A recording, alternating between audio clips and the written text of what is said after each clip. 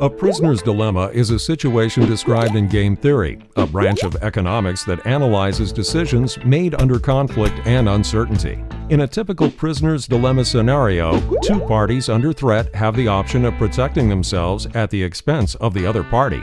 For example, Chris and Stephen are suspects in a number of robberies. The police are able to detain both men, but the evidence placing them at the robberies is weak. Thus, they need confessions in order to convict either man. During a private interrogation, an officer makes Stephen a deal. If he confesses and testifies against Chris, then he is free to go. However, when the officer talks to Chris alone, he offers him the same deal. If Chris testifies against Stephen, he is free to go. Unbeknownst to either man is that if they both testify against each other, each receives a sentence of 10 years.